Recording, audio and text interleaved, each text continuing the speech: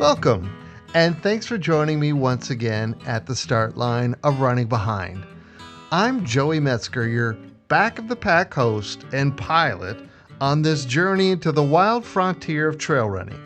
Today, I'm lucky enough to be joined by friend and fellow Minnesota trail runner Jason Reeve.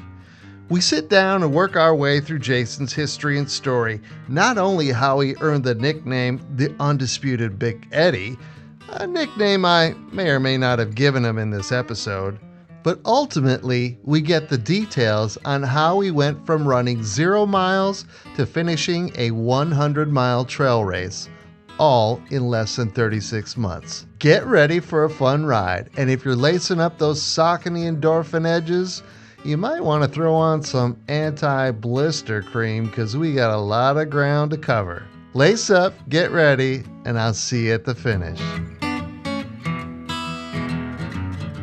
How are you doing? It's been 9 days. You look like, I haven't paid attention a little bit on Strava, but it looks like you're fully recovered, right? Yeah, I honestly can't even believe how quickly I was back up and going.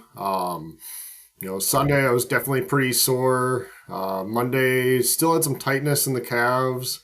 But I was able to get on my bike and spin it out a little bit and do some stretching. Tuesday, I just gave it another day. I was back up and running by Wednesday. So for my audience, I am not going to keep you in suspense. I am not going to bury the headlines here. My guest, Jason Reeve, 9 days ago, right, Jason? 9 days ago, Jason, on his first attempt, ran 100 freaking miles in a trail race. And survived. And the kicker on this that we're going to get to, Jason, is that, correct me if I'm wrong, but 36 months ago, you'd never run a race. You did your first 5K about 36 months ago. Is that true? Even less than that. My 3-year run-anniversary was back on the 16th. So that was my first time running anything more than a mile since high school. Oh my God. So 0 to Zumbro in under 36 months. Yep. It's pretty awesome. So we're going to get to, I'm going to ask you all kinds of stuff and we're going to get to know each other a little bit, but I got to start with my questions. I got to start with my cold plunge questions. I mean, they're world famous by now, as you know, 6 podcasts in. You've heard these, you know these. What's one word, Jason, to describe yourself as a person? I would say myself as a person, I am pretty easygoing. Easygoing. All right. I will accept that.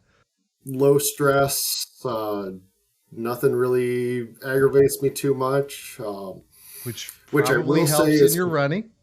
It does. The running has definitely given me that aspect of my life. Prior to that, it was not as easygoing, more high-strung. So before running, it would have been a different word. Yeah. What would have been the word before? We'll call it BR. Before running, what would have been your one word to describe yourself? Easily aggravated. Okay. Nice. This opens up a whole bunch more questions. All right. Very good. One word now to describe yourself as a runner. Jason the runner. What's one word? I am going to go with determined. My wife would probably say stubborn, but I'm going to go with determined. My wife would probably say lunatic, but yep, got it. I like it. Determined. We'll go with that. And then, why did you decide to come on the pod? I think you actually reached out to me. I mean, we were friends on Strava, and I was kind of watching your stuff. And as I was coming up with the idea for the podcast, I literally was like, oh, that Jason guy, he would be cool. He's going to do his first 100. But why did you decide? I think you reached out to me, actually. I did, because I don't know if you even remember, but 2 years ago when you ran Storm the Park, I was volunteering at the finish line. And so I was That was you? Yeah. Oh my God. So I was handing out that was the year that they had the seed medals where you could like plant your Yeah. medal. And Yep. yeah, it was my son and I that were volunteering at the finish line. And I just remember I saw you come across the line, you had your camera, and I mean, you could tell that you were just cooked, but you were Yep. smiling and you were just so happy. And I Yeah. was like, okay, I want to find this guy's video after the fact. And Wow. so I found your Whitewater video, their Storm Park video, and watched that, and Yeah. then watched a few other videos. I I love watched it. your fire tower video like probably Oh, five Fire Tower. times Yeah, I think you and before I I. actually were messaging on Strava before you did the Fire Tower. You had Yep, watched that or something, yep. and yeah. Oh, that's so cool. Now I'm gonna dig through that video, and that's gonna end up on Instagram as we promote this episode. But that's so cool. I love it. So Yep. I've got all kinds of questions for you. I want to go through everything. I want to start at the beginning, Jason as a Okay. kid, and then get up to when you turned 42. Your wife got the iFit subscription, and you had the rower. We're going to go through a lot of your races, and then we're going to spend probably the whole second half talking about this amazing Zumbro 100-mile race you just did. And then, we're just going to chat. We've got a lot of stuff in common, I think. I want to chat movies with you. Oh my God, I want to talk Hitchhiker's Guide to the Galaxy. We'll get to that. I've so much. I was investigating on your Facebook, and I follow you on Strava, obviously. So, oh man, Jason, I got so many questions for you. All right, so let's start at the beginning. You've heard my story. You've listened to the podcast. I was not athletic as a kid. Did very little. How about you growing up? Was athletics? Did you have any brothers or sisters? Was athletics a part of your school life or your family life? No, I'm really an only child. Parents were divorced, so I ended up having some step siblings, but they were, older, so they weren't, really in the house that much. Okay. So yeah, I was mostly an only child. I'd say junior high, seventh grade or so. I did basketball, baseball, football. Um, Okay. and then I got into skateboarding and snowboarding, and then I really Oh, started working because I liked making money so I could buy skateboards and snowboards. So smart. I kind of dropped out of sports. So yeah, I was athletic in a certain aspect. Just kind I of an mean, active, normal kid doing yeah, normal kid stuff. yeah, Yeah. yeah. I I was, I mean, was, I guess I was the exception. I mean, everybody I talked to was like, yeah, I did sports. I was like, no, I played with my Legos in my room, and I made, Star Wars, models, and went to chess club. Yeah, I was the nerd. Anyways, okay, so you pretty normal childhood, but then, like growing up and then, getting married and stuff, you're not really doing much. Are you doing any outdoor hiking or camping, or what kind of stuff are you doing like that? Anything active or outdoors? yeah, I loved being outdoors. I'd go hunting in the fall, Okay. and just I love just going out for hikes in the woods, and Okay. so I mean, I was trying to stay active, Yeah. but not nearly as much. You get three kids, and they're all starting to get involved Yeah. into sports, and you realize just how out of shape you are trying to keep up with the kids playing soccer in the backyard or whatever. And so that kind of brought me to that 42nd birthday. And it was at that point where it was kind of that physical and mental low of my life. And yeah, like you mentioned, that was like right around the time that my wife got the rower and the iFit subscription. So I was like, all right, I'm gonna start doing something. My birthday is March 1st, so that kind of gives Yep. the time frame of when things fall into place here. Um, yeah, I got onto the rower. I was really liking that. We've had an So this is the elliptical and a Nordic Track rower, right? With the iFit yeah, subscription. yep, Your yep, wife got that. Okay. yep. And then we've had an elliptical and a treadmill that we'd had for many, many years that Okay. made great clothes dryers. That was about the extent of the use that Right. they were getting. Right. I Um, know. I but know. yeah, it was as I was getting more into the rower, and like the iFit videos, then I jumped onto the elliptical a little bit more. I was still not even touching the treadmill, didn't want anything to do with that. Okay. But I was getting to the point where I was on the treadmill for 45 minutes or so, and I was like, you know what, if I can, or on the elliptical, sorry, for like 45 minutes, I was like, if I can do that, I could probably run a 5K on the treadmill. And it was the day before Easter. Sure. So April 16th, 22. And IFIT had one of their, like, one of their Easter themed races. So I was like, all right, Yeah, I think I did that one. It was with what's her name, the blonde gal. I have my medal somewhere. It's like called the Hippity Hop 5K. It was in 2022 or 2022. I've got the medal. I did that same one, Jason. It was like live, right? They used to do live stuff. Yep. Yeah. Yep. So you pull it up. So you've got the iFit subscription. So you've got it like on an iPad or something, and you're doing it on the treadmill. Yeah. Okay. Yeah. Yeah. So I did that, and I just hit 5 miles per hour, and I trudged along with my 12-minute miles, and I got it done. There you go. The next day... I'm still doing 12-minute miles, by the way. I haven't gotten any faster. It's okay. It's all right.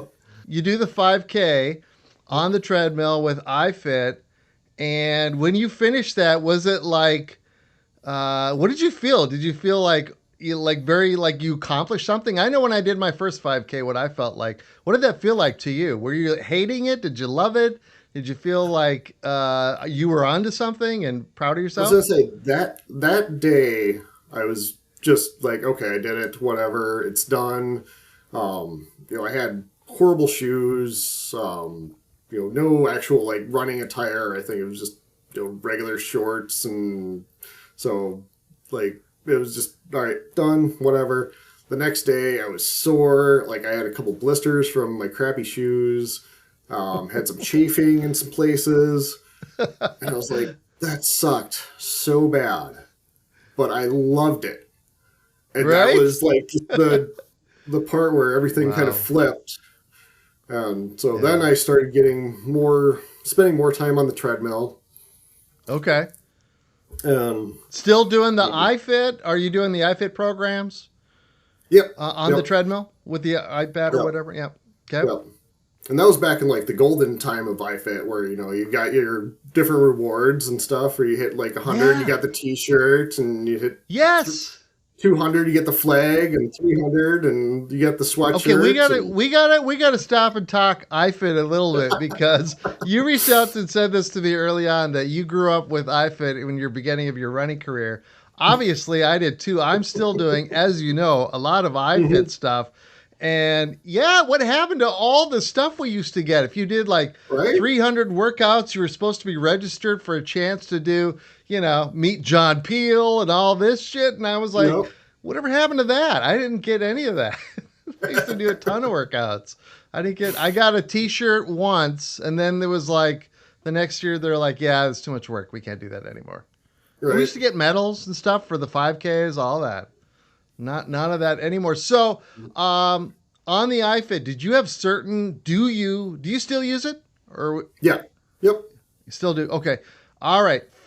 Favorite instructors. Who are your favorite instructors? Who do you like? Sally McRae, Reeve. Yep. I mean, those two are like my top favorite. You did the Sally McRae. Have you done all of her stuff? So she did is it in Trail Zion? Those destinations? Yep. Yeah, Trail Fest. Yep. Did you do that? Yep. Yeah, that's great. Those. You heard my podcast. It was like, I didn't know about trail running till I saw it on iFit. I was like, holy crap, you can run on trails? Sally McRae? What are you doing? You're out there in the wilderness running. So Sally McRae, Tommy Ribs. I saw your wife's quote on one of your Facebook posts. Don't Get Dead. I'm like, oh, you've got to be a Tommy Ribs fan. She knows Don't Get Dead. She's a Tommy Ribs fan too. So Tommy Ribs, Sally McRae, those are your two mainstays? Yeah, I mean, Alex Gregory, he did so many rowing things, so I could have started with Alex. And Jason, I don't get to use the rower, so I've never seen an Alex workout. Is he pretty good? He's got a really great walking series, though, too. Okay. I'll have to check it out. I've done them all, man. I've done so many. So Tommy Ribs, absolutely my favorite. Love him. Yeah. Sally McRae. That's how I think I found out about her through iFit about the same time I got into it with Ginger Runner, and Billy Hmm. Yang. So, they're doing Unbreakable too. Did you hear that? Did you hear that? I did not hear that. Have you seen Unbreakable, right? Yep, yep. The film with and how crazy is that Killian is back? He's gonna be, this is gonna be great. We'll talk about that later. I'm gonna talk about it with Eric and Mario next week. But this year's Western States is gonna be absolutely insane. I about freaked out when I heard they're doing Unbreakable too. But so yeah, so I was, watching Ginger Runner, Billy Yang stuff, and then Sally McRae was on iFit, Lucy Bartholomew was on iFit. Hmm. So I did all of her stuff. I like Knox Robinson. Have you ever done any of his stuff? Yeah, Knox was cool. Yep. Yeah, he's great. He's from New York, but he's so laid back. He's got a lot of fun stuff. Yeah, I fits my jam. I really like it. My wife is she's like, she wants to get a Peloton treadmill, and I'm like, boo, boo. Peloton bike is fine, not a treadmill. No. Um, so you're doing all this stuff. You do your first 5K, and then you're into it. I'm looking at your. Was it literally like a month later when you did your first outside actual 5K race? Yeah. Yeah, it was in May, so yeah, about a month later, I Yeah. did Stay Out of the Sun 5K in Rochester. Okay. Is that on pavement or is that on trails? Yeah, it's all pavement bike path. So Okay. And how did that one go for you out in the real world? it was good. I definitely got caught up in everything and went way too fast and was completely gassed by the end of it. But I came in like under like 31 minutes, so I was just ecstatic with my time. Awesome. So, Yeah. but Yeah. So then you do your first trail race in 2022. mhm. Run the Woods. That's in Oxbow. Oxbow, is that the track that I always see you run on Strava? Must be down in your Yeah, neighborhood, Oxbow Park. yeah, yeah. It's just north of Byron. It's about 5 miles away from where I live, so it's kind of my Okay. home turf. Your home track. So, Yeah, what made you sign up for a trail race? Why did you think I want to go on the trails instead of the pavement? What made you start doing that? I just kind of wanted that variety because when I was, as I had signed up for after that first 5K, then my plan was to do. I had signed up for the hot cider 10K.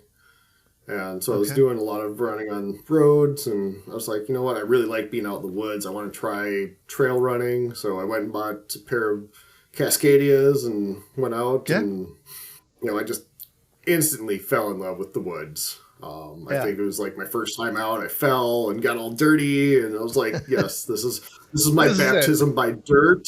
This Yeah. just feels right. And Right. then, so yeah, I signed up for that 5 mile trail race out in Oxbow. And after that, I mean, yeah, it was just, you just signed on the dotted line, just done right there. I was So you converted. do that first trail race, and that's it for the pavement, right? No more road races after that. No, I still did a few more road Still did some. races. Okay. Another couple more 5Ks, just local stuff. Yeah. And then I still did the hot cider, but I bumped up because by the time I got to October, as I had signed up for the 10K for hot cider, but by the time I was midsummer, I was doing 10K distance training runs pretty much on the regular, so I bumped it up to the half marathon. So I Okay. changed my registration and did the half Okay. marathon. Did that just over. It was like 2:04, so a pretty solid time for a half I've got all your marathon. stats here from all your stuff I downloaded. So that's on pavement or that's on. Yeah, yep. All right. Yeah, Jason, I'm trying to, I'm no Debo, but I'm trying to take notes like Debo. I mean, I've got all your races here. I have your times, your paces. I've got all kinds of notes here. So you do hot cider half marathon. Is this the longest you've run then? 13 miles? I did a full half marathon when I was training for it, just Okay. to mentally know that I could do that distance. But Yep. yeah, that was my furthest run, my furthest race to that point. Okay. And that one you said what, 204 for that? Yeah, I believe Dude. so. It was, yeah, right. Dude, that's cooking. That's too for me, that's like holy crap. I in my dreams. I think my fastest, even on a treadmill, is maybe 2.5 hours. So that's cooking. That's fast. Yeah, I was hanging with the 2 hour pace group right up until about it was right before mile 11, and then the wheels just completely fell off. Okay. Then it was a lot of walk run the rest of the way. Yeah. But Yeah. I did actually my best half marathon was outside. My best outside half marathon was a walk run uh, uh, Jeff Galloway. Sorry. oh, Jeff Galloway. There. Yeah.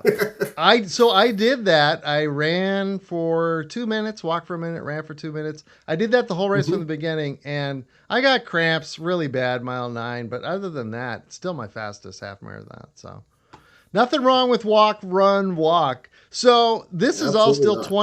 2022, your first year of running. Yep. Yep. You are in full force, and then I'm looking at this. Then December of that year, you do Storm the Bluffs Correct. Yep. with Bill. Is that your first time meeting Bill and Mandy? It was, yes. And it was stupid cold and stupid icy. Oh, really? And How it cold was was it? so when we started, I think the real field temperature was like -6. Like the Oh, negative base 6. temperature was like 3 or something like that. It was pretty cold. So, How long of a race is that's like? I wrote it down. It's like 10 miles or something. yeah, they just redid the course like last year, but it was a 17K, so it was just a little over like 10 and a half miles. They've redone the course now, so it's like pretty much a flat 10 mile, but yeah, they had listed it when I did it as a 17K. And how did you find out about their race?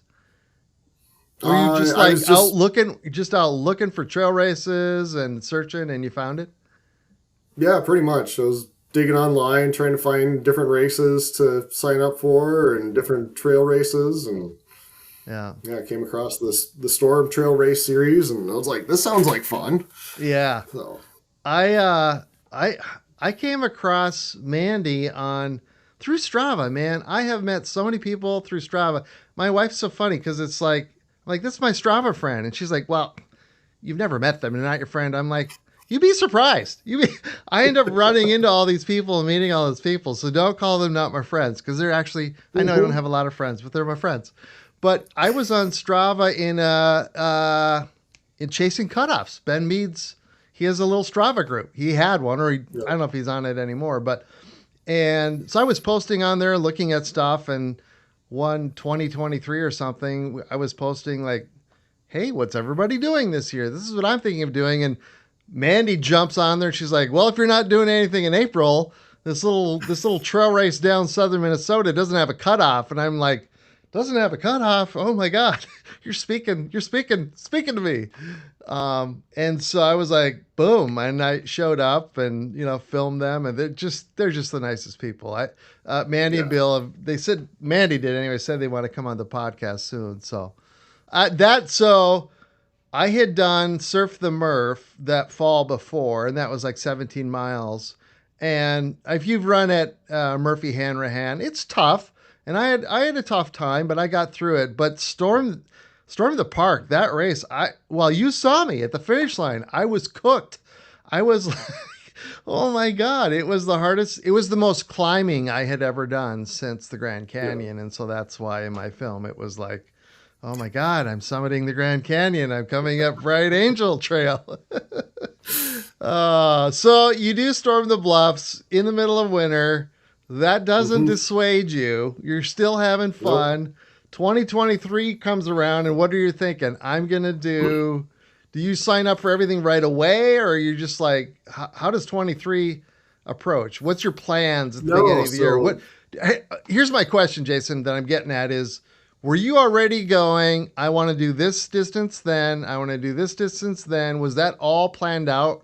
Or did this kind of develop over a period of a couple of years, this goal to get to 100 miles? was gonna say it's just kind of been like this gradual build of just I keep pushing myself and seeing, what my new limit is. So yeah, after Storm the Bluff, I was going into the holiday season. It's like, all right, well, what do I want to do next year? And the next logical distance was a marathon, but I didn't want to do a road marathon. Right. And so I'm like digging around, and there was really nothing, trail marathon distance around. And I stumbled across Zumbro, and I was like, 34 miles. I bet I could do that. And so, yeah, like January 1st rolled around. I think I registered for Zumbro like the 2nd or 3rd, and got to training. And I remember I posted on one of the Facebook groups, that I was signed up for Zumbro, and if anyone had any good suggestions or tips, tricks, whatever. And it was Mandy again, chimed in. She was like, lots of climbing. And I was like, okay, yeah, no problem. Oxbow's got some nice hills, so I just did that. Yeah, April rolled around, and I got so humbled by Zumbro. I mean, those climbs out there were just nasty. And that was the year that it was super muddy and icy, too. Yeah, that wasn't the year of the snowstorm, but it was muddy. Was the water crossings, were a lot of water to get through, too? They actually had to reroute the course that year because down, like right after you'd cross over the Iron Bridge, that low area, that was completely flooded. Wow. So they kind of rerouted it a little bit. That year, it took out that very first climb, like when you first come out of the campground.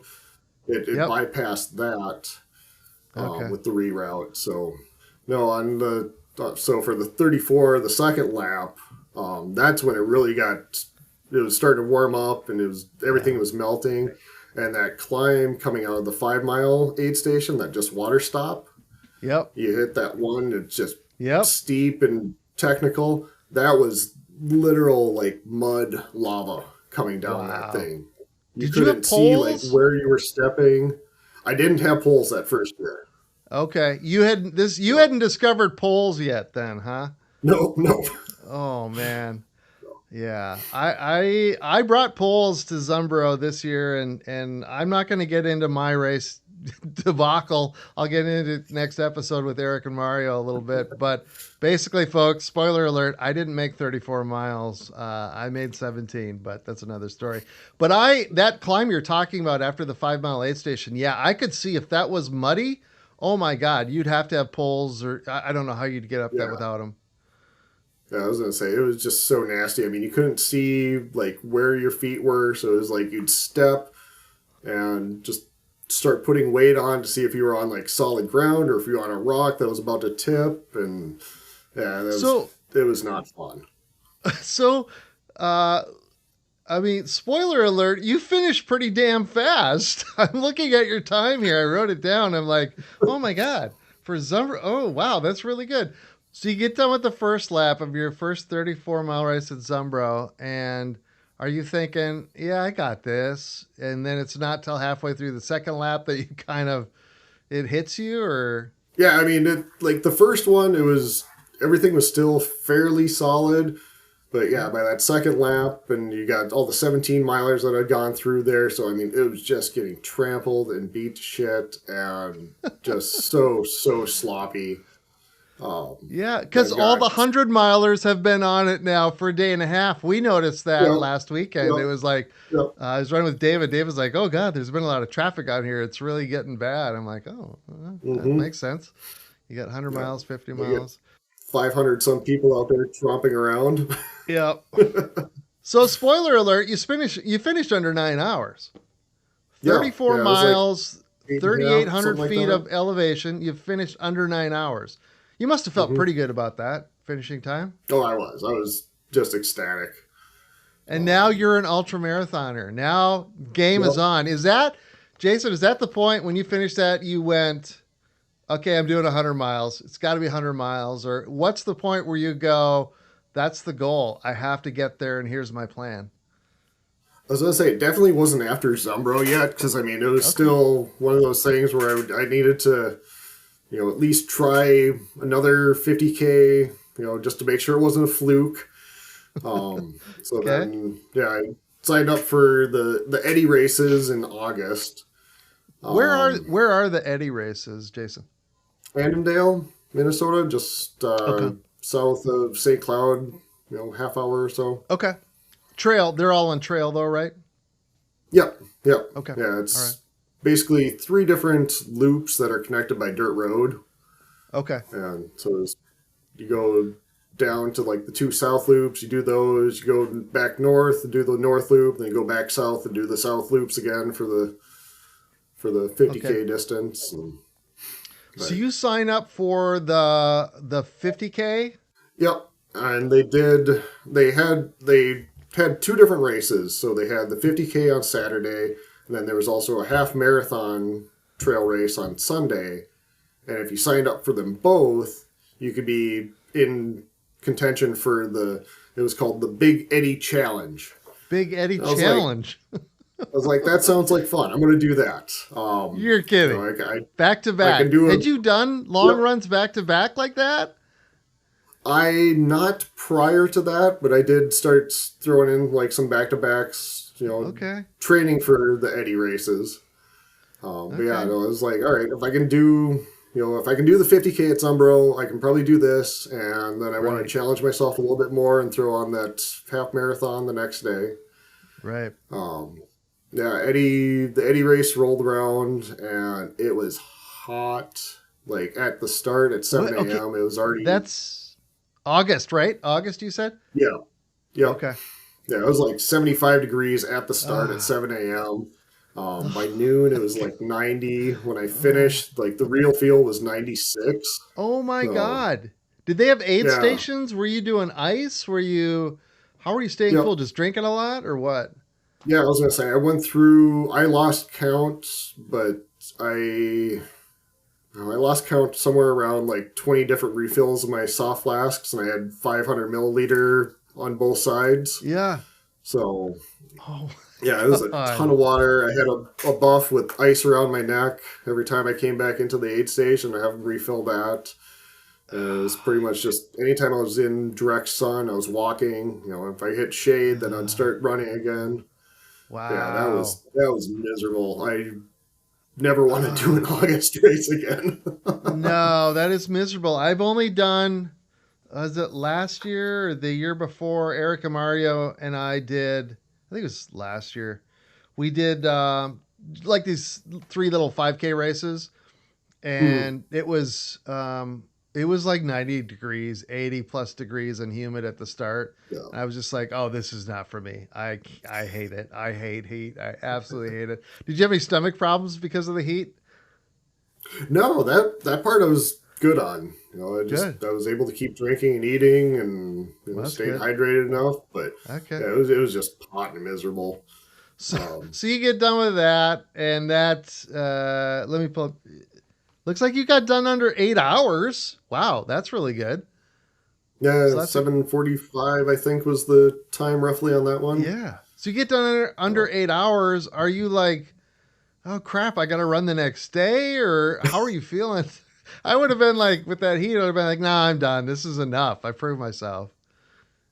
no, I was actually feeling pretty good. Went and had dinner and Okay. stretched, and once I got cooled down, I was feeling good. The next Okay. morning was noticeably cooler.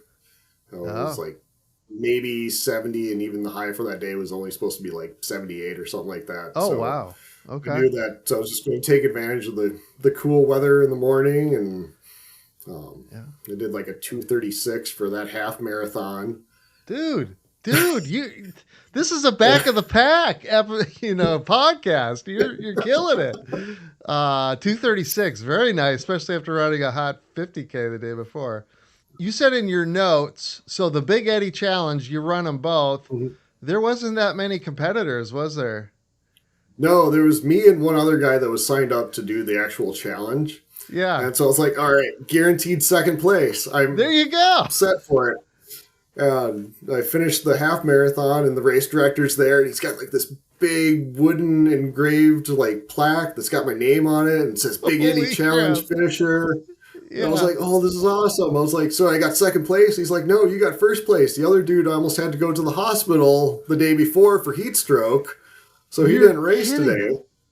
Yeah, You're kidding. You've got first place.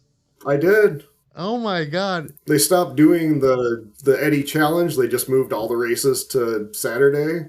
So it was just that 1 year. So I am the undisputed Big Eddy Challenge You are the finisher. one and only Big Eddy Challenge winner. Yep. Did they call you in the house at home? Does the wife and kids call you Big Eddy sometimes? Hey, Big Eddy. No, I mean they should, but I kind of like that nickname, Big Eddy. I might have to put that on the episode title somewhere. Jason Big Eddy Reeve.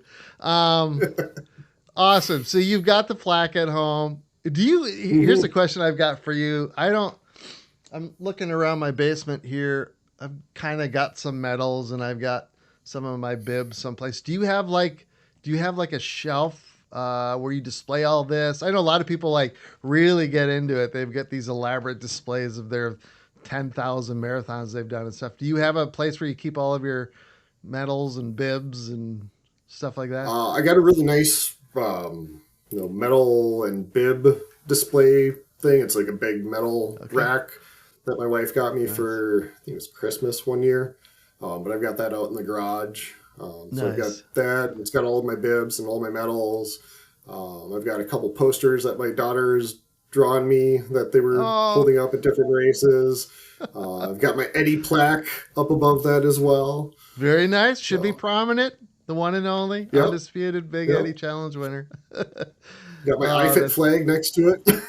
I got an iPad flag too, man. I should have put it up tonight. I got the Ducati flag flying tonight, like always. But oh, that is so funny. Yeah, remember when we could win iFit flags? That's too funny. Right. Um, hey, here's a question. What do you do with your bibs? I've got all these bibs. I just roll them up and put them into a jar. Do you like have them? You like put them on a poster? What are we supposed to do with our bibs, Jason? They've the metal rack that I have actually has like um, little like sheet protectors, Yeah. and you just slide the bib into one of those, and then it just hooks onto the Do thing, they and just so you go can see. like in front of each other? Right? Yep, yep, yep, Okay. yep. So my All most right. recent bib is always the one that's most prominent, and it's got Here's what two I'm. sides. So I've got one side that's dedicated to road. I've got another side that's dedicated to trail, and Wow. Here's what I'm thinking. Tell me if I'm crazy. This is what I want to do with all my bibs is I want to get a toilet roll dispenser and then wind them up, sew them back to back and wind them up like a roll of toilet paper. And you can just, oh, then you were at this race and that race. That's my idea for my bibs because, especially at Zumbro, because that's all it's worth because I didn't make it the second time around. All right, so that's 2020. Oh, did you do anything else in 2023? Yeah, you did. What else did you do yeah, then? storm the day. Storm of the day. Bill and Mandy once again, and Yep. you live pretty close to all this stuff, so southeastern hmm Minnesota. So Zumbro and all the Storm of the Day stuff is down there by you. So you do Storm of the Day, dude. You ran 54 miles. 54.97. Thank you for clarifying. That 9.7 kills me. That was before they rerouted and made it like a nice even 2.5 because it used to be a Right. 2.57. So it Yeah. was always just this odd number. Yeah. Yeah. And so when I finished and Bill's like, all right, 54.97, I was like, oh, that's so cringe. Just round it up, Oh. please. Digestible numbers like my buddy Eric. It's got to be a nice round Yes. number. So was your Yes. goal to run over 50 miles that day? That was my goal. I set out, I wanted to do 50 miles at least. And yeah, I was able to just crack it out. The first 20 miles, I was cooking along. Around mile 25 or so, I had to stop and play with my feet. I was starting to get a blister, so I taped up my foot really good. Yeah. And yeah, like I hit 50K at like 6:09. So I mean, I was You're pacing really, really flying. well. You didn't even stop. I had such a bad time last year. I was having bathroom breaks. Well, it's on the podcast. I had some issues and I was having bathroom breaks every lap. I was like, I need the outhouse. I need the outhouse. You weren't even stopping in between laps at that pace. You were just flying, right? No, I was pretty. I mean, I had my own little tent and my own little aid station set up. My dad was there crewing for Yeah. me, and so pretty much every 10 miles or so, I would stop and refill water and grab more gels or whatever I needed. But yeah, I was trying to just keep going as much as possible. You weren't messing around. You were going for speed. And Yep. um you didn't come in first place, but you came in second. I did come in second. Who beat you? Who beat you? Who got more miles? There was this other guy that was out there, and he was running for charity. He was trying to do 100K. Okay. He came up a little bit short. I think his official mileage was like 59 something. But the funny part was, I thought he was running as part of a team. And so Oh, I was chasing after this other guy that I thought was in the lead. And at one point, he stopped. I got ahead of him, and I'm like, oh my God, I think I'm in first place. So I just hammered down there, and like I got like a yeah. full lap on him. And I'm like, I just set the cruise control and had to finish it out. And then I would like get done, and I realized that, oh, I wasn't first place, but it was a great Wow. motivator to think I was. Yeah. Yeah. That is crazy. Second place. Yeah, you averaged 12-minute miles all day long. Pretty much, yeah. Could you have imagined when you run that first 5K on the treadmill with the iFit app going in the background and we got what's her name with the rabbit ears doing the hippity hop and you're doing 12-minute Right. miles at that point did you imagine I'm going to be able to do this for 11 hours straight? I honestly didn't even think I was going to ever do anything beyond doing another 5K at that point. And So, that's like a year and a half later. This is so crazy. All right. So, storm of the day 2023 is done. And 2024 comes along. What's your plan for the year? What are you thinking over holidays and what's your plan for the year for 2024? so I knew 23 was going to be my year of 50 plus. So I did, I broke that 50-mile barrier at Storm of the Day. And I wanted to do Zumbro again because I loved the course. Yeah. So I signed up for Zumbro 50 right off the bat. And, the winter was amazing. I mean, there was barely any snow, so I was able to get in some really, really solid training going into Zumbro. Yeah. Clocked in some huge miles. I think I had nearly 500 miles of training between like the first of the year and Zumbro. You're kidding. Um, How many so yeah, miles a week is that, Jason? Are you doing 50 plus? 50s to you got to be doing 50 plus. I was gonna say, yeah, there was definitely a few that was over 50. Like last March, not this last one, but the going into Zumbro 50, that was the first time I'd ever broke 200 miles in a month. Wow. So Wow, crazy. So you do the Zumbro 50, and mhm. how was that compared to the 34? It was a lot better just because of, weather-wise, it was absolutely perfect. The midnight start is like the coolest thing ever. Yeah.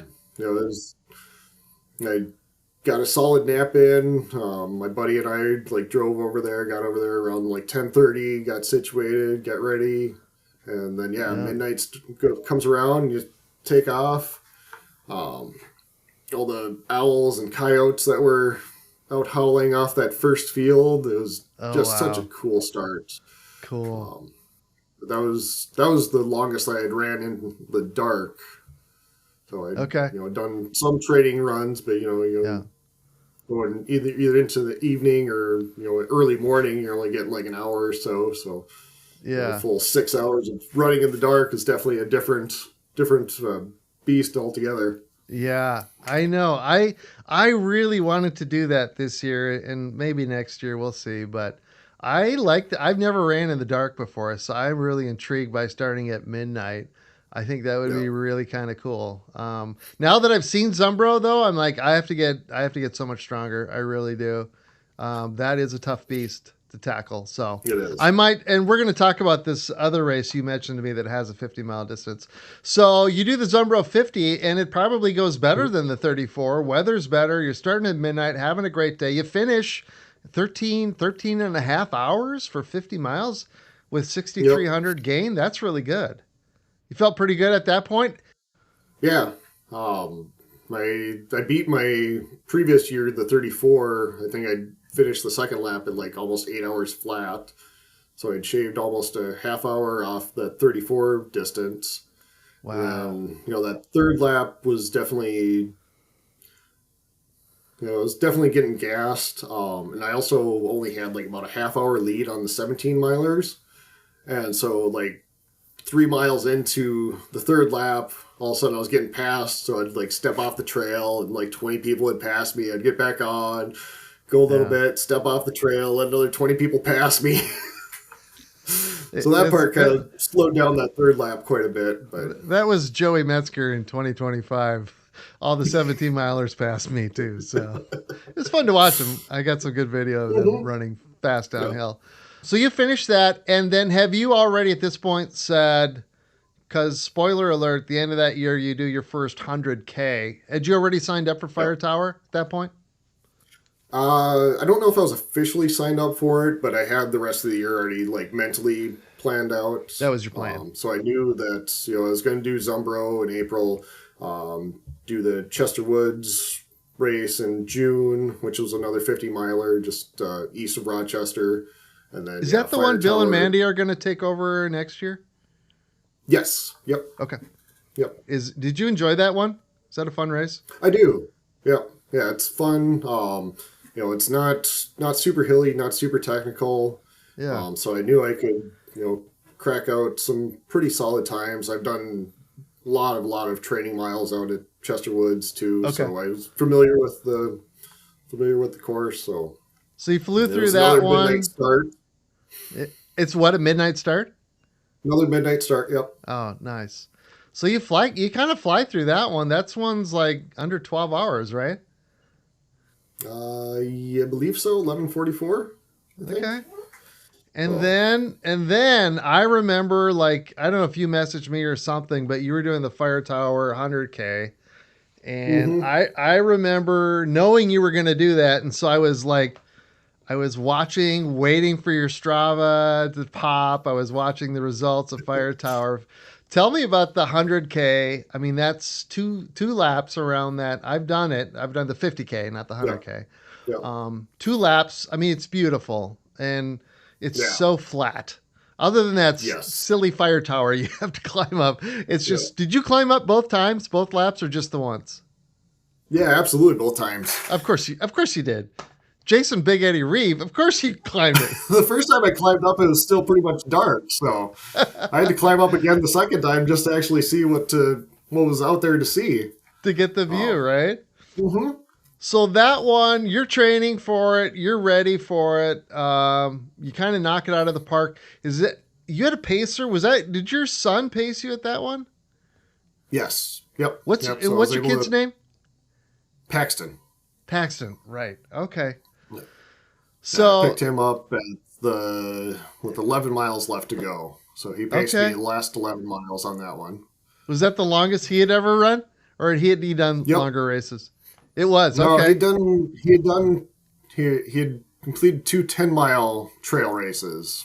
Okay. That summer. Yeah, the 11 miles was his PR distance at that point.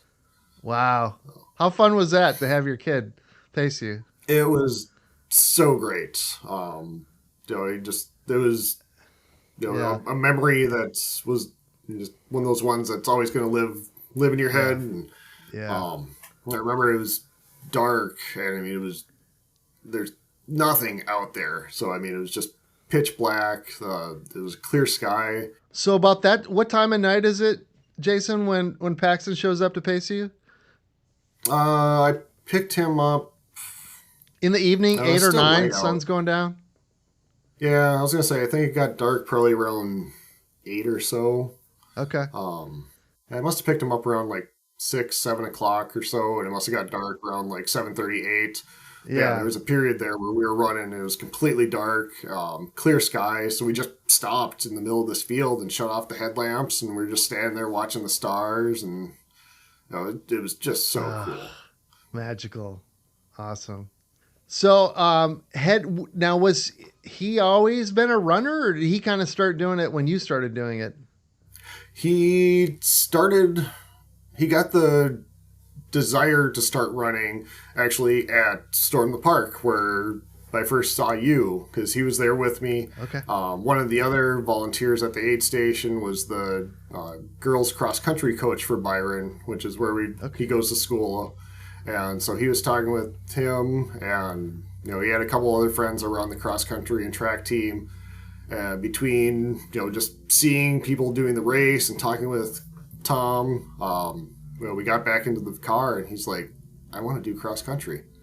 And Nice. he was one of those kids that had never really been like super athletic, and just was be more happy watching like YouTube or whatever. Yeah. And so for him to say that, I was just ecstatic.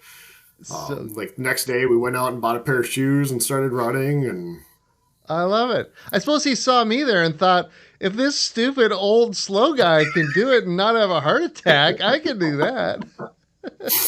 hey, you are inspiring. I've watched so many of your videos, and just watching you come across that line that day. I mean, you left an impression on me. Well, good. I am glad. Then my videos, everything it's been fulfilling, because my whole goal with this is to inspire people to try things. It's like, I'm really a normal dude. I don't even train that much, and I do the best I can with my schedule and what the body I got, and I do the best I can. But it's just awesome to be out in these areas. And I think people like Bill and Mandy and John and Jameson, these people put so much work into these races, so much effort, and they're just beautiful. And I just appreciate all the work. So, yeah, I'm great. I'm glad I inspired you. I wish I could run 100 miles now. I need to inspire myself. So you do the Fire Tower 100K. You get done 15 and a half hours, no problem, well under cutoff. Paxton's there. At that point, had you already signed up for the 100? Did you know? I mean, you knew that was your next goal? I was going to say, I pretty much knew, that, the 100-miler was going to be my next thing to go for. I was pretty beat up after Fire Tower. I had some pretty good blisters going on. I was really, really sore. So it took a few days to mentally get myself to want to, do a 100-miler, but yeah, it was once the dust settled. I was like, when did you sign up for the Zumbro 100? His registration opens January 1st. I'm pretty sure I was signed up on the 2nd. So 3 months after Fire Tower, you were ready. You knew you were going to do it. All right. We got to talk about the Zumbro 100. So we've arrived. It is April 2025. Zumbro 100 race is upon us. Had you talked to anybody? Well, you've done Zumbro, so it's like, I've done 3 laps. I just have to do that twice. So you didn't need to talk to anybody about doing 100 miles. How did you prepare? Like, what did you do to change your training to get ready for 100 miles versus 100K? What'd you do different? I was going to say, I started off really, really solid. I had my training plans that I was following along. I want to say that my training block started like middle of December, but, with the holidays in there, really my training block started, about January 5th. Okay. And what are you using for a training plan, Jason? It's a combination of just different plans that I had found online. And I've just kind of built up, throughout my races, and, each one, like I had found a 50K plan, a 100K plan, 100-mile plan. So just between, personal experience and these, just kind of trying to create a little hybrid training plan that I knew that would fit my schedule, and just something that I knew was feasible. Before going into the Zumbro 100 training block, I'd wanted to get, have at least like 2, maybe 3 weeks of like my peak weeks that were, equal to or greater than what my race distance was. I knew going into like Zumbro 100, there's no way I'm getting in a 100-mile week. No, nobody does 100. Yeah, right. I mean, the professionals do. They run 100-mile weeks, but we Right. don't. Yeah. How many days a week do you run? Do you run 4 or 5? How many days a week do you typically I was running run? about 4 days a week. 4 days a week? Okay. And, yep. Day of strength training in there, and then a couple. My rest days were usually, getting on the bike, just spinning out the legs, and then doing a lot of like dynamic stretching, mobility, one-legged, just trying to keep myself nimble and flexible and keep that balance up. But no, my training block kind of quickly went off the rails. I got sick in the middle of January. Had like that lung cough crap. Yeah, that was going everyone around. seemed to have. Yep. So that put me off for about a week, maybe 10 days or so before that cough really subsided. So I got back onto the training plan. Then about mid-February, I hit it was, in retrospect, a very mild case of shin splints in my left shin. But at the time, I was like, oh my God, it's a stretch fracture. It's a stretch fracture. I got to go to the doctor. My leg's broken. My whole gear is just shot. Life is over. It's done. It was. My mind was like my biggest enemy at that point, and just it was. Well, yeah, sure. But I was able to get through that. Just focused on stretching and exercise, and got that all taken care of.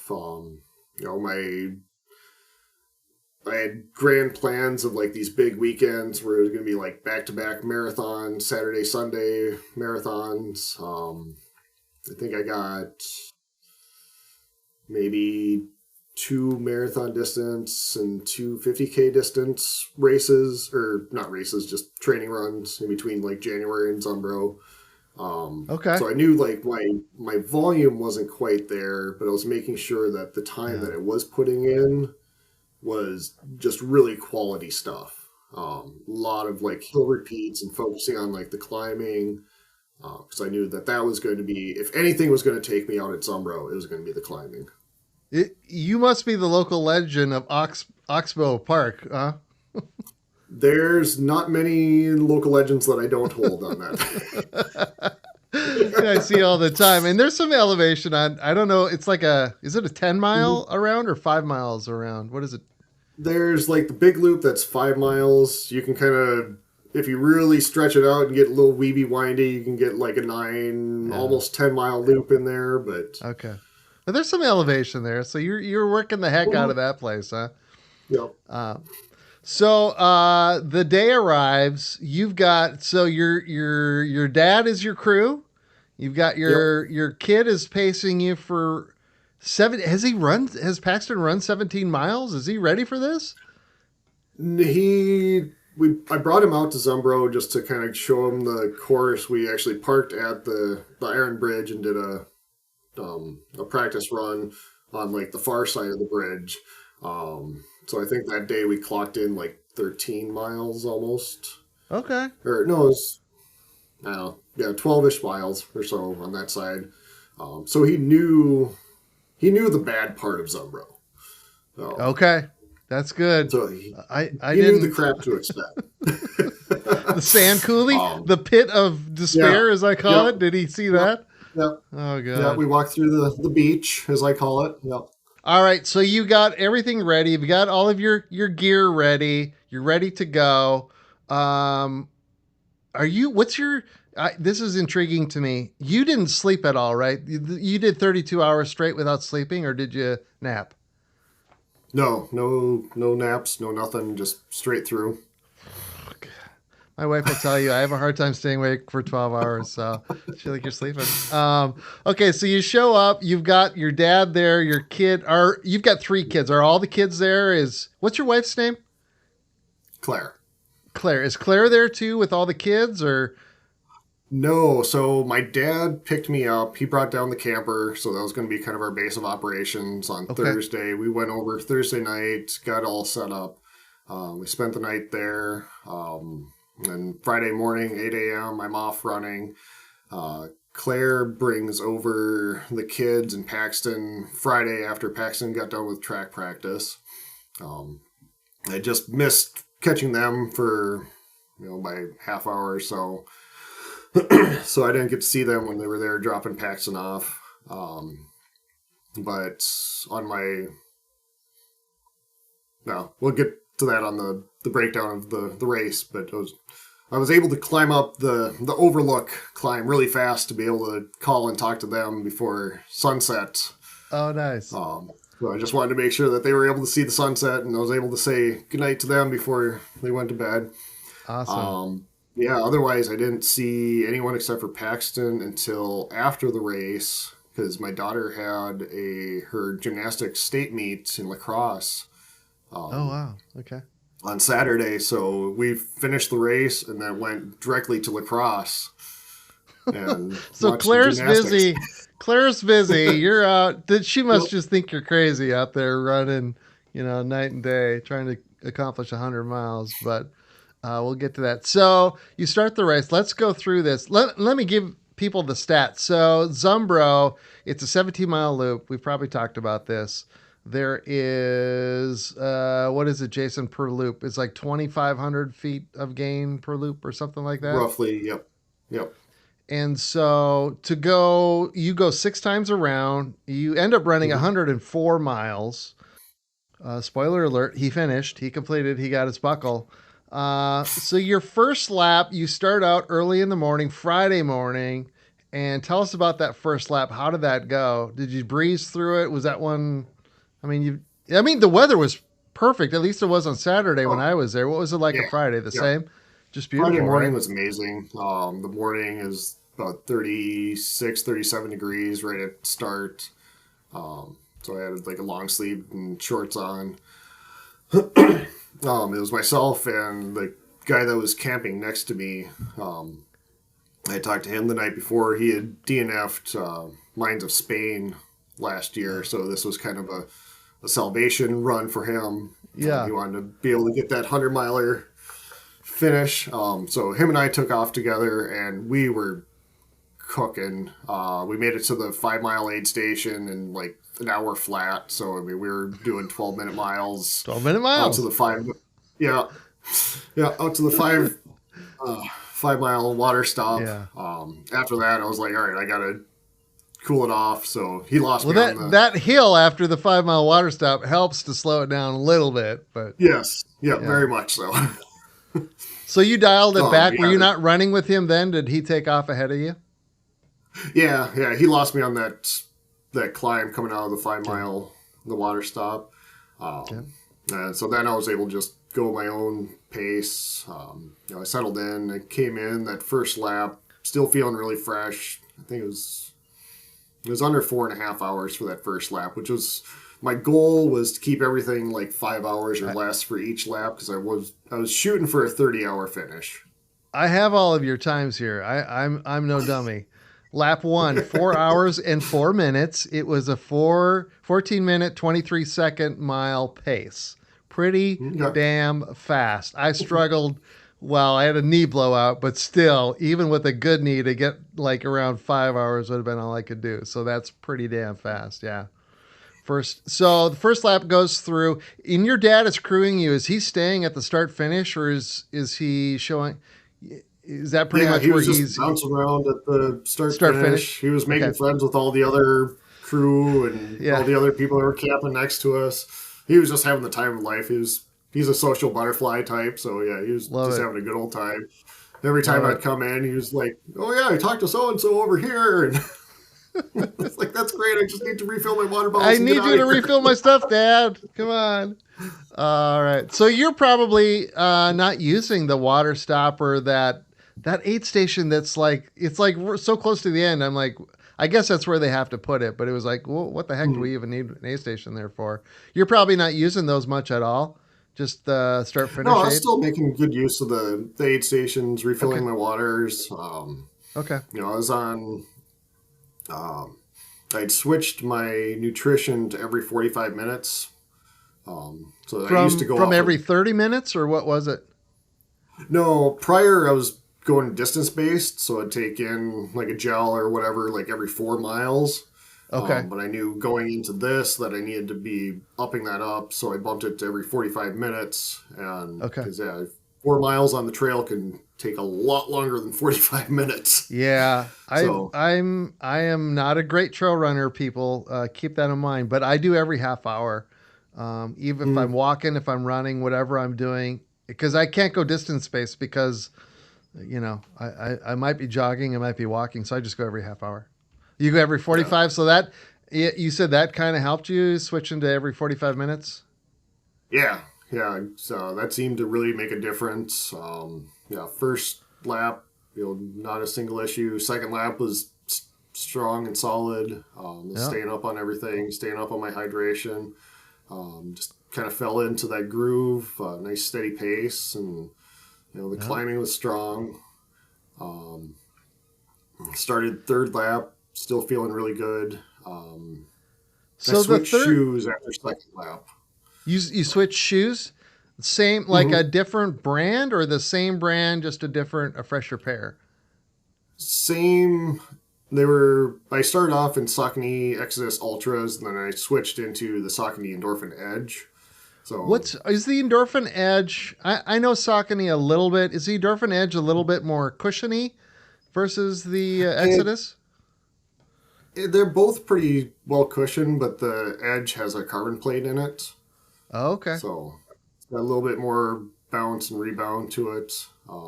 okay, The Exodus was just starting to feel a little bit too cramped on my toes, and the Edge has a okay, bigger toe box on it, so I flipped into that. okay. Spoiler alert: he Switched doesn't out get the a blister. socks. He doesn't get a blister, folks. Spoiler alert. We'll get to that. So you're on lap three. This now it's starting to get nighttime, right? In lap three is when Yeah, it I had starts to my get dark. Your headlamp first with night. me. Yeah.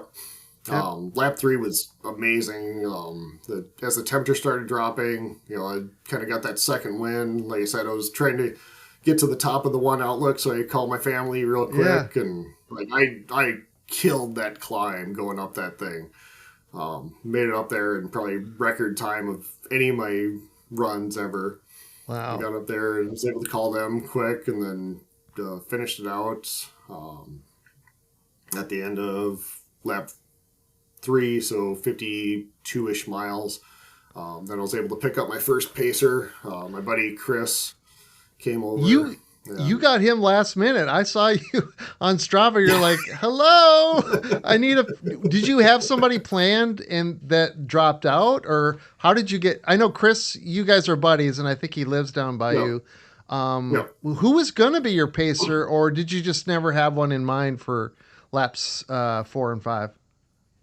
No, so when I originally, I don't know, one of my first Strava posts where I'd mentioned that I was signed up for the Zumbro 100, had a guy reach out to me. His name is Jared, and he was going to put his name in for the lottery for Superior 100.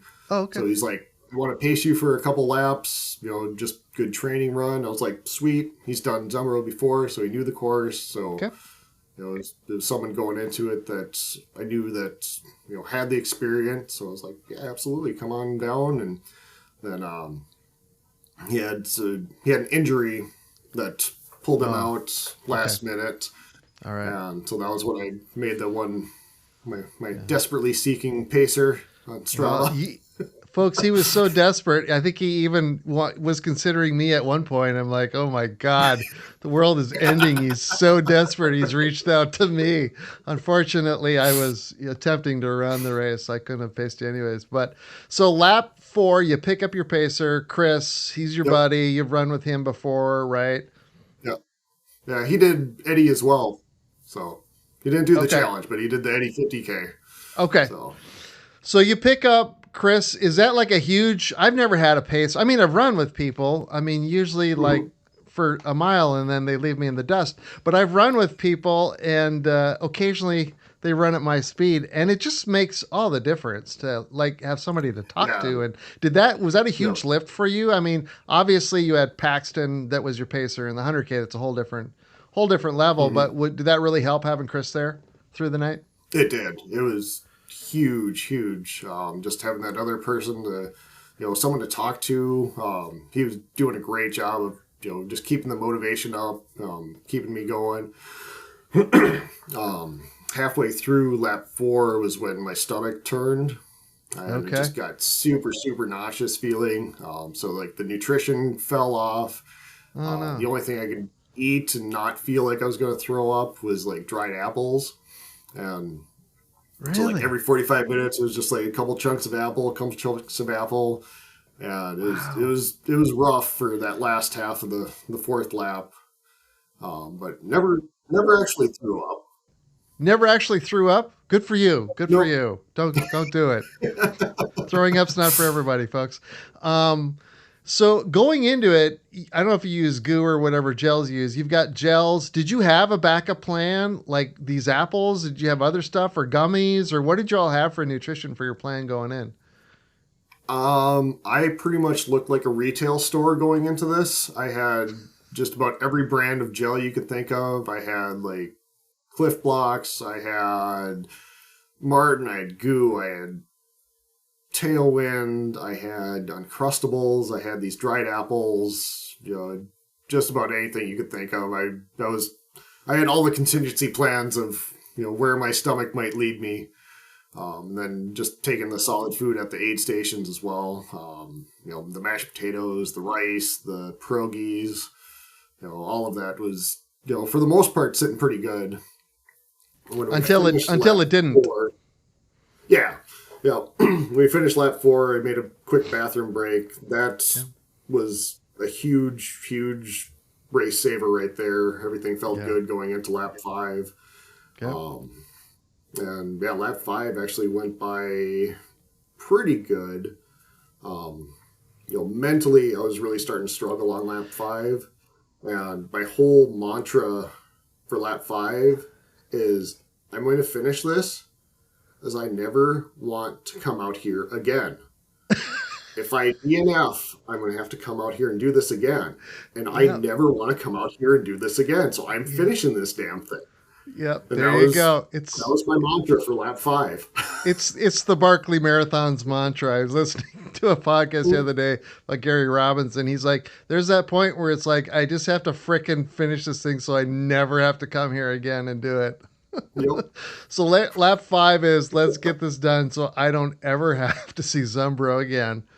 Um, Yep. During lap 5, the sun's probably coming up at that point, right? Sometime during lap 5? Yep.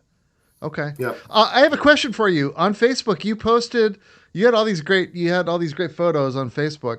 On lap 5 at 3:28 a.m., you posted a photo and you said Simone Girard, who I know of, but I didn't. Mandy figured it out. She's like, if you know, you know. I'm like, what the hell? I'm dumb. What? Well, I didn't get it. Explain it to me. What was that? You don't watch enough of his YouTube videos. I don't. I've seen Oh. him on Troy's podcast and another podcast. I never watched his YouTube videos. So what is it? What did I miss? So nearly all of his running videos, when he's doing like 100 milers, every time he gets to mile 69, well, he'll do like different like mile updates, like mile 50, Yeah. sleepy.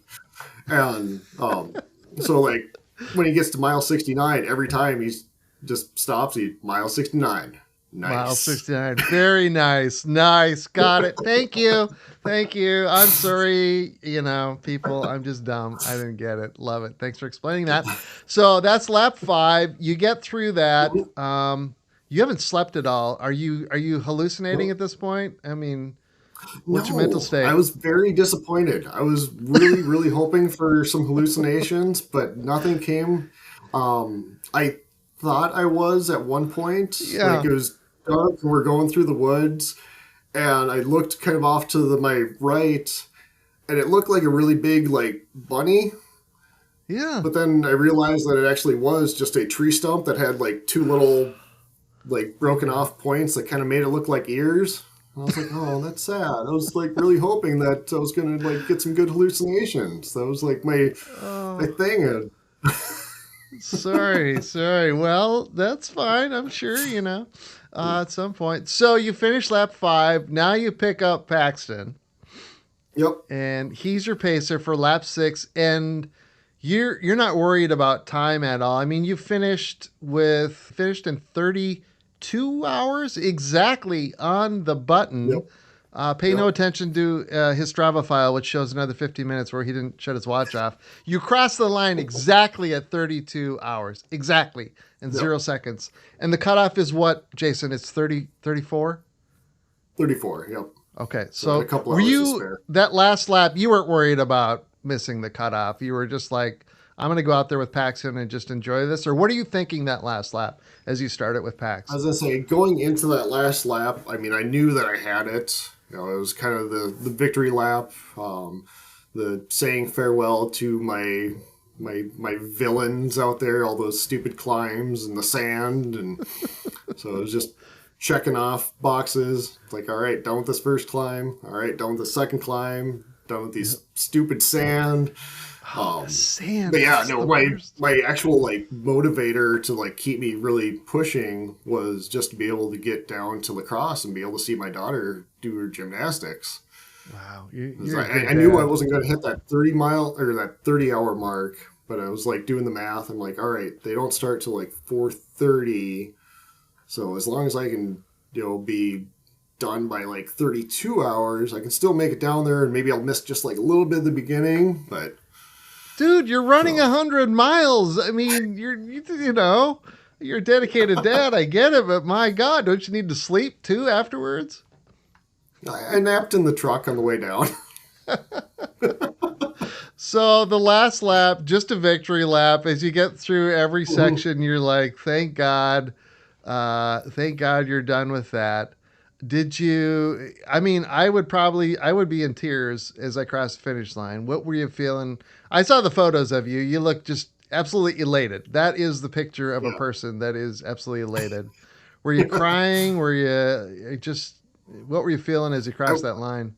I was going to say I wasn't crying. I was kind of surprised that I wasn't crying because I bawled at the end of Fire Tower.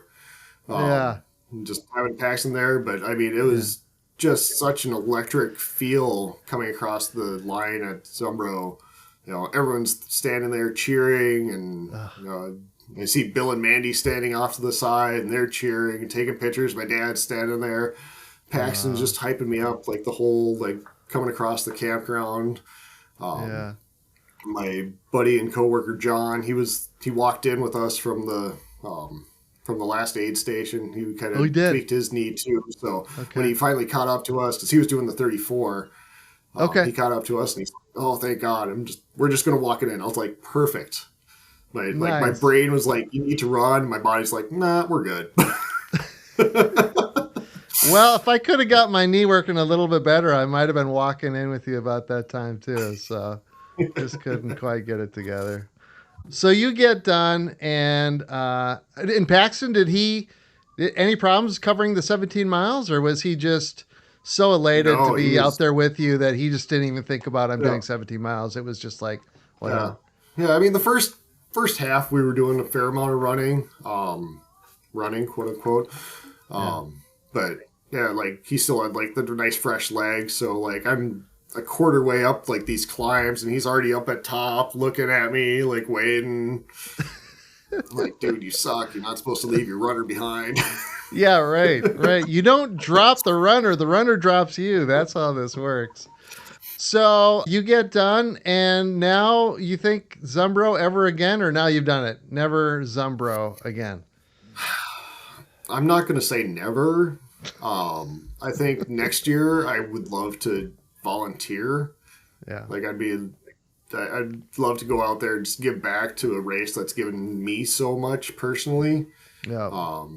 And like that aid station, that second aid station, that overnight crew, they just Yeah. seem like they're having way the hell too much fun out there. So I want to be a part of Yeah. that. There you go. Nice. Love it. I love it. Awesome. Amazing adventure. I know we've been chatting a long time. I've got a few more things, a few questions for you. Okay. I saw on Facebook your bib number was number 42.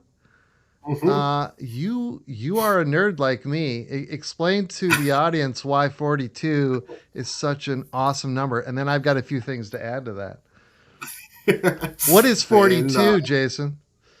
yeah, it is I'm going to screw up the quote now. The ultimate answer to life and everything in the universe. Something along those Exactly. lines. The ultimate question, the ultimate answer to life, the universe, and everything There is we go. 42, according to the Hitchhiker's Guide to the Galaxy. I love that series Yeah. of books. I've read that. You seen the movies and the series they did on the TV? I haven't seen the movies, no. Yeah, And they're truth be told, I only made it through like half the book, but okay. I read all the books. so, One of them was called Thanks So Long, and Thanks for All the Fish or something. And yeah, mm, I started reading that first book and I'm like, oh my God, it's science fiction and humor, two of my favorite things. Hey, here's the other thing. When I saw that 42, I don't know if you thought about this or not. I just think this is fate. This is just so epic that was your number. When you started this journey, Jason, how old were you? I was also 42. Yeah. Jason, how many finishers finished the 2025 Zumbro 100-mile race? Do you It was know? 42. It That's was right. 42. By the way, he was 25 of 42. Not the back of the pack, but close enough. We'll accept that. The road that you drive into and the final road that you jog out on back into the horse campground is what road? 642nd Street. Wow. So I You're saw really that digging good. 42. Yeah, yeah. I saw that and I was like, that's a good number for you. Very nice. So here's some general questions. You've got three kids. Did I see you work at a running store as well, Terra Loco down in Terra Loco. Yep. Okay, Rochester. in Yep. Rochester. How do you balance all this with the kids and the wife? Does she uh, you must spend a lot of time. I mean, does she like my wife? Is she like, hello, can I see you? What are you doing? You're going out for another trail run? I was gonna say definitely a different a balance of making sure that I make time for everything. The one really nice thing about my job is that we don't open till 11 o'clock, so there's a lot of times where I can drop the Uh, kids off at school, and then I've got like a 2 hour chunk of time where I can go run or work out or yeah. do whatever. Um, my long runs on the weekends. I mean, there's been times where I've been running at 3 a.m. to get my runs Yeah. in, so I still have time to hang out with the family for the rest of the day, and And that's why you you're a just better trail runner than me because you're out running at 3 a.m. So yeah, the kids are kind of in that sweet spot for age where it just kind of Mhm. works out timing wise. That's awesome. That's awesome. What I'm looking at the rest of my questions I have here for you before we get to our final section. Your beard is epic. How long have you been growing your beard? I mean, it's classic trail running beard. The beard kind of came about as the running came about. Oh, I'd, nice. I'd always kind of had like a short, scruffy beard, and then I was just like, all I right, like this. I'm just gonna, yeah, kind of like yours. Um, and yeah, it was just one of those things. I don't know, maybe it I, was subconsciously I was like trying to channel my like inner Tommy Ribs, there but you go. Very nice. Don't get dead. Grow a nice beard. Um, Grooming. What do you do for grooming tips for the beard? Anything? Nothing. You put just does shampoo and conditioner, and then some okay. beard balm, and Okay. brush it, and it's like a pet. You just gotta take care of it, and Nice, nice. Someday when my pet grows up and I grow real beard, no, I can't stand it after it gets about a half inch long. I'm just like and this is not working for me. What are your goals for the rest of the year? You've done 100 miles. Are you taking the rest of 2025 off? You mentioned to me something about a no, race down in Iowa later in the year. What else are you doing yeah. this year? I'm going to go back to Storm the Day. Okay. I want to beat 55 or 54.97 miles. Okay. B, I want to win it, and C, I want to try to beat the course record. Oh wow! What So is the course record? I'm pretty sure, and I might be wrong, but I'm pretty sure Matt set it last year at 62 miles. Oh, So, he did 100K. yep. Yep, that was his goal, was to do 100K. And, Yeah, I did not even half that, but I did set the record last year at Storm the Day for the most amount of restroom breaks. So you try and break that record. take your wins where you can, man. Yeah, you take your wins where you can, you know. So you're gonna do Storm the Day, maybe something in the fall. You haven't Yeah. decided, or Then November, planning on doing the stuffed turkey 100 okay. miler down in The just 100 miler. north of. Yep. Yep. Doing Really? Okay. 200 milers this year. Does the family know this yet, or is this Yep. breaking news Yep. to them? Okay. Okay. All right. Good. I'm very cautious about when I put my races on the calendar. I'm like, is this okay? Can we do this? Is this good? Okay. So that's most of my stuff. I know we were talking about. We got a lot of stuff in common. TV shows.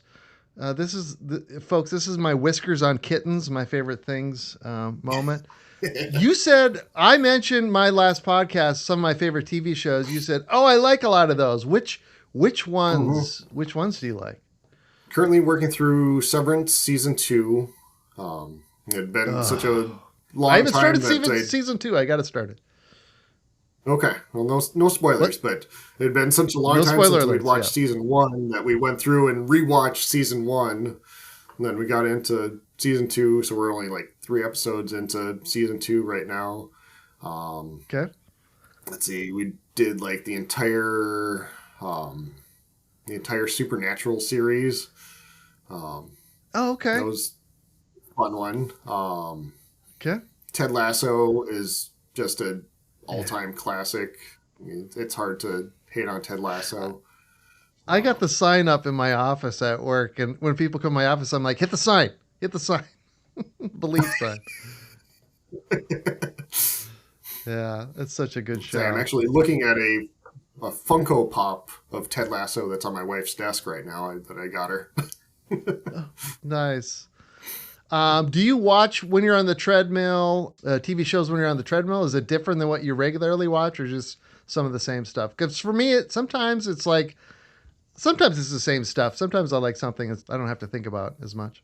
I was going to say every now and then, usually the treadmill is either going to be iFit, YouTube, just running videos, different race videos.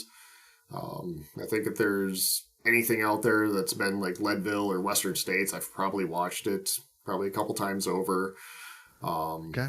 and sometimes I'll just throw on like Walking Dead or something that I've seen Oh yeah. before, but I can just kind of space out on and click away the miles.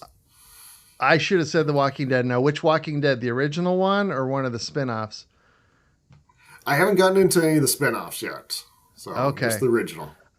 Yeah, I like the original. I stopped watching, I think, after season 5 or so. I was like, I just moved Mm. on to something else, but love that show. My one of my acting friends was in Fear the Walking Dead, Mo Collins.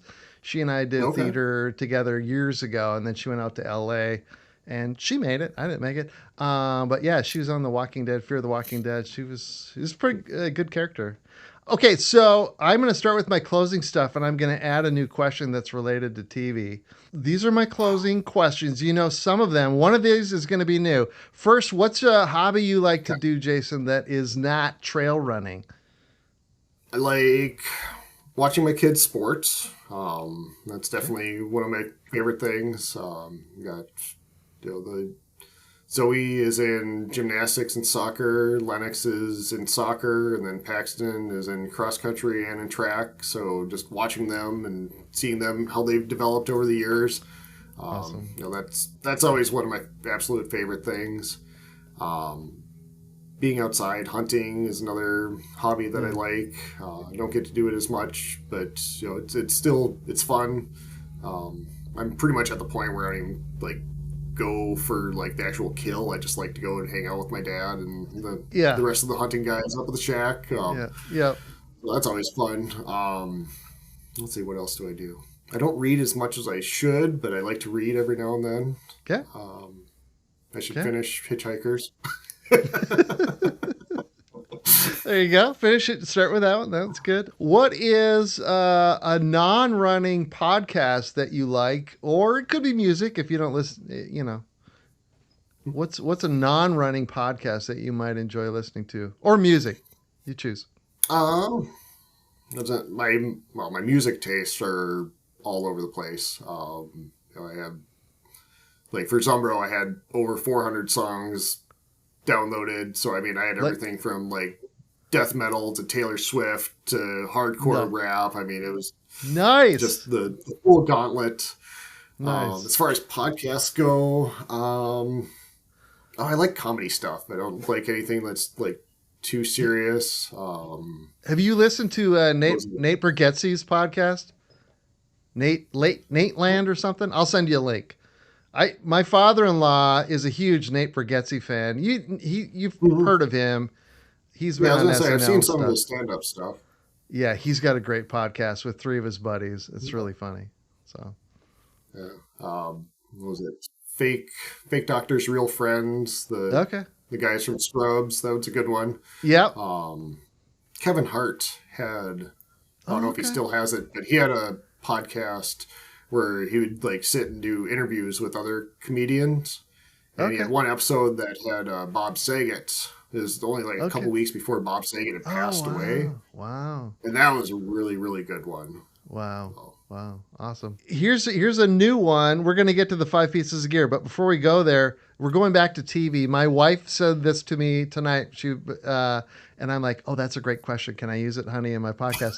So TV shows, if you could live for one day inside of the world of a TV show for one day, what TV show would that be? Ooh. Right? The Simpsons. So I want to figure out where they actually are. Springfield. I love it. That's great. Good answer. Okay, so Graham Ward from Ireland. He's a Strava friend. Honey, he's a friend. He's on Strava. Gave me this thing of your 5 favorite pieces of gear, and maybe some of this is the stuff you used at Zumbro. What's 5 of your favorite pieces of gear you like to use when you're out for a run?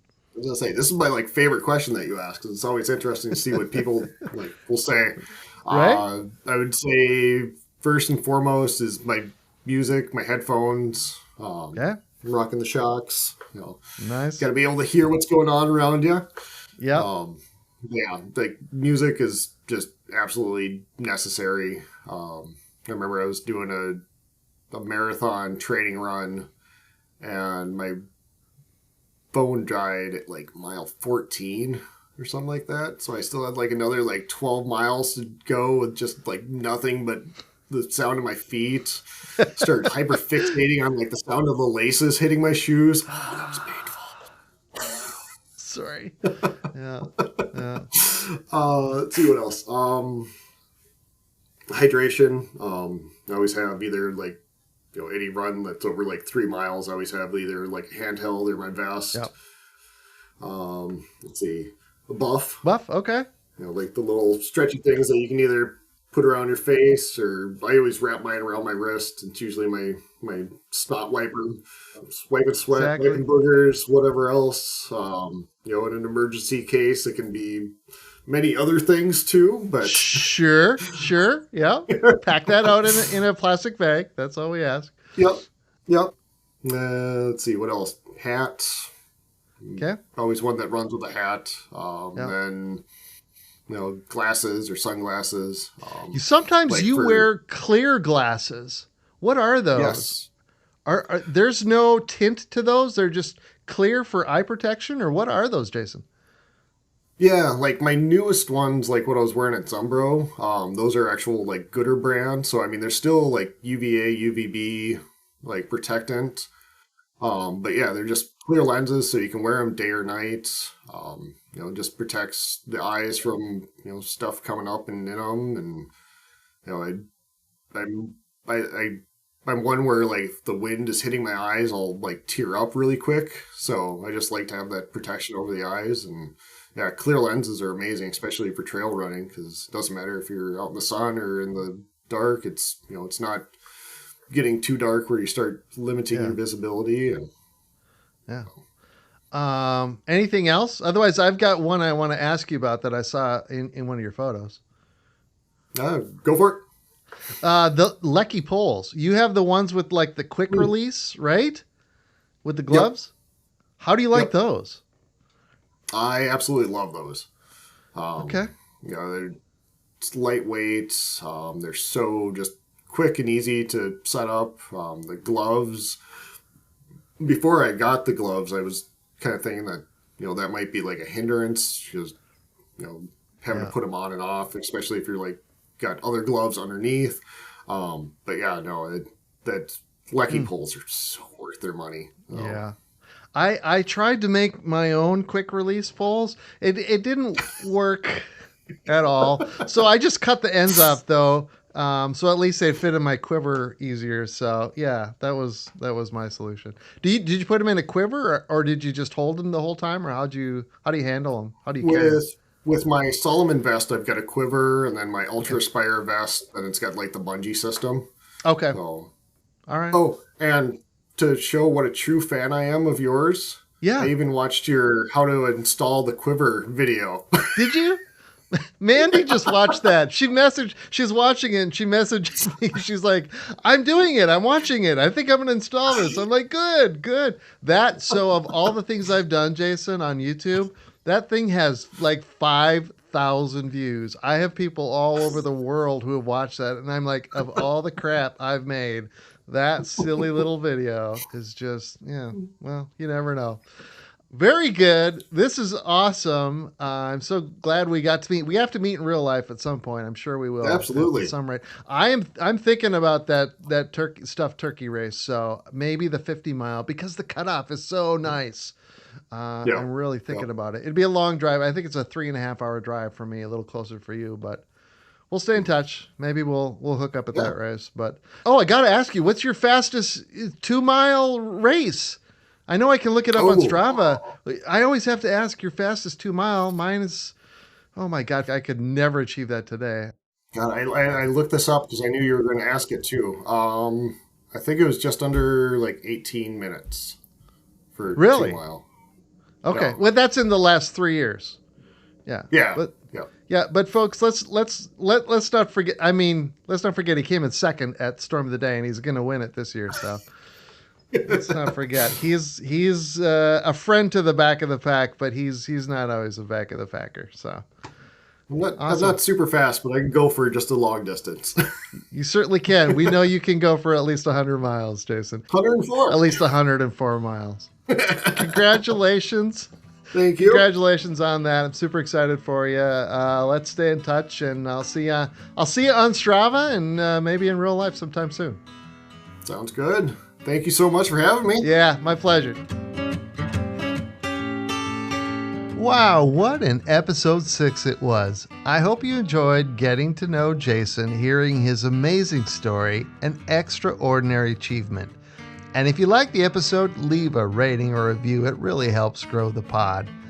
And be sure to check out the show notes. I'll have links to some of those events that Jason and I talked about. And check out my YouTube channel. Look for the movie Snow Day. When you see me cross the finish line, Jason and Pax are there. So that's it for now. Until next time, take care and cheers. And keep running, keep walking, keep moving. It doesn't matter if it's 1 step, 1 mile, or 100 miles. It all counts. Keep going. We will cross that finish line.